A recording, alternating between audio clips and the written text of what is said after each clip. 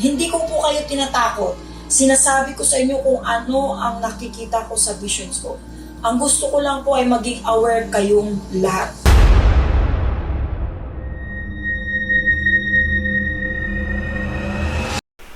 Hello po mga ka-PTV, sa video na ito ay tatalakayin natin ang pagkatibag ng isang bundok sa sobrang lakas ng hamon ng kalikasan sa isang lugar na ito ayon sa mga visions ni Madam Rudy Baldwin.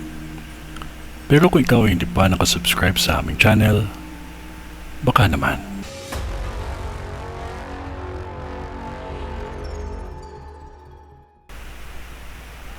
Nakikita ko sa vision ko ang malakas na lindol na kung saan naranasan na ninyo noon ang malakas, ngunit sa vision ko ay mas malakas ito. Dahil sa ilang mga gusali ang bumagsak, mangyayari ang hindi inaasahang tsunami.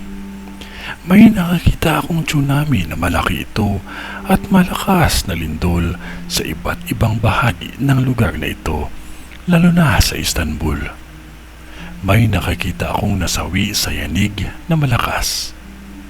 May mga ilang buhay ang nasawi sa sobrang lakas ito at madami din ang nasawi sa taas ng tubig. May mga ilang buhay ang nasawi dahil sa hamon ng kalikasan na matindi. Kahit laman dagat ay kusa nang lumalapit sa dalampasigan, mga hayop ay nagbibigay na ng babala sa panahon na malapit na ang mga lindol at massive na tsunami.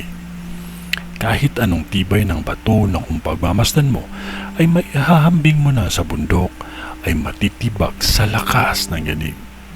Maging handa lamang ang mga residente dito dahil ito ay babala ng Diyos upang lahat tayo ay maligtas.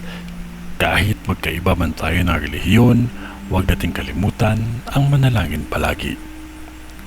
Ito ay ang misyon ni Madam sa Turkey. Sa ngalan ng Diyos Ama, ng Diyos Anak, at ng Diyos Espiritu Santo. Amen.